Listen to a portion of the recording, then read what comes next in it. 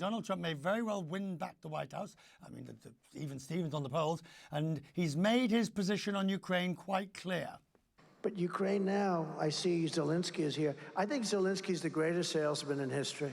Every time he comes into the country, he walks away with $60 billion. Billion! Walks in with $60 billion. He wants them to win this election so badly. But I would do differently. I will work out peace as president-elect. If I win this election, the first thing I'm going to do is call up Zelensky and call up President Putin, and I'm going to say, you got to make a deal. This is crazy. NATO has taken steps to Trump-proof the alliance, take on a bigger role in coordinating military aid to the country. Finland's President Alexander Stubb says NATO must work together as allies and not in separate blocks. President Stubb joins me from New York. There's no way of getting around this, Mr. President.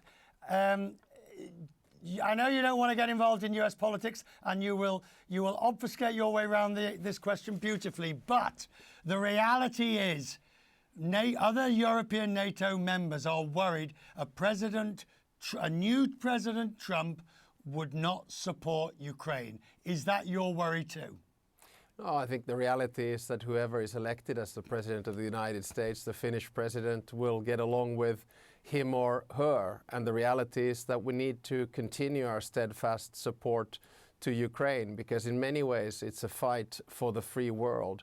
Putin has violated international law. He has aggressively attacked Ukraine and taken about 20% of its territory.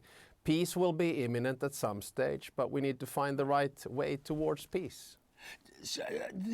Do you believe that NATO countries, including obviously the UK and the US, should give permission for Ukraine to use the longer range missiles deep into Russia?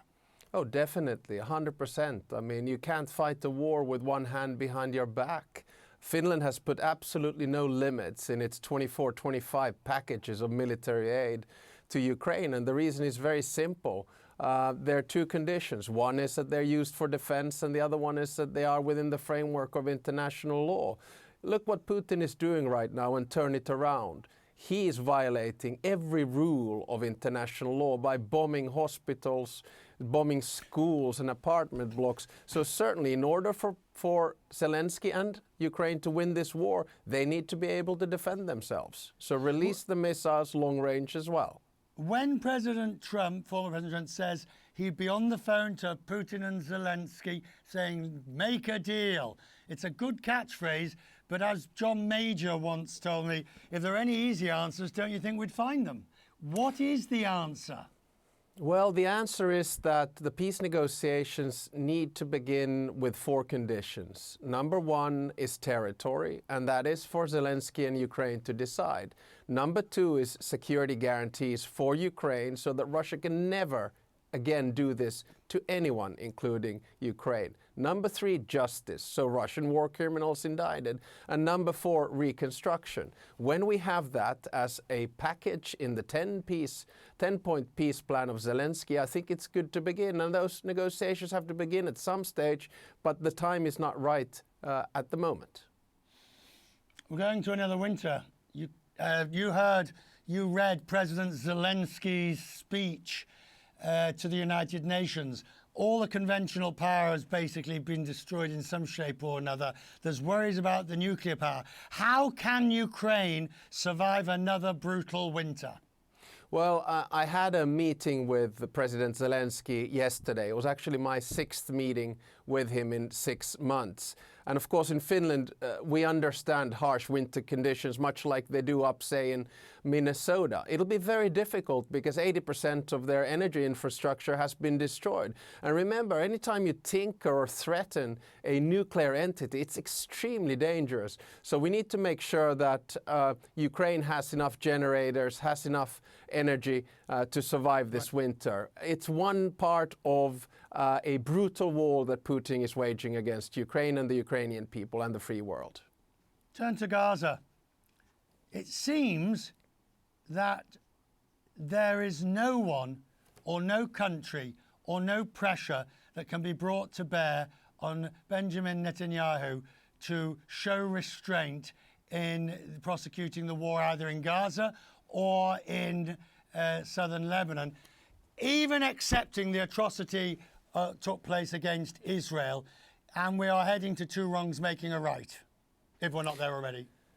Yeah, I think you're right on that. And all the conversations that I had with more or less 15 to 20 leaders from the global south here in New York during the UN week indicated that there is a very close link between the war in the Middle East and Ukraine. And many of them accuse us from double standards. I understand where they're coming from.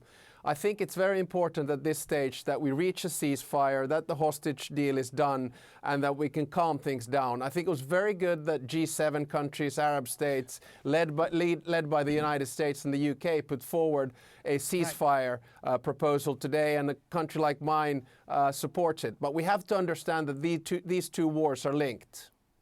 Finally, Mr. President, and thank you always for coming and talking to us. It's always, you know, from minister to Prime Minister to President.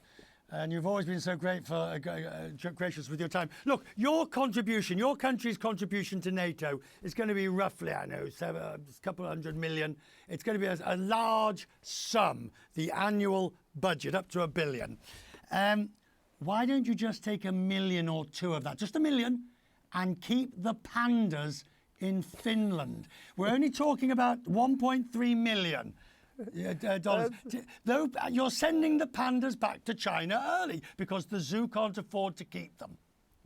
Richard, this was the first connection that I've ever heard between the pandas and Finnish defense. I think from what I understand, the zoo in question had financial troubles, and we have thoroughly enjoyed the pandas in Finland, but I do think it is time to send them home, and I do wish them very well on their trip back home. A safe journey in many ways. Man who sent the pandas. Right, thank you, Mr. President. It is good to see you, sir. Even I was impressed by linking, your defence contributions to the pandas. I'm sure they will have a comfortable journey back. Thank you, sir, for always, and I wish you a safe journey back home as well. Thank you very much.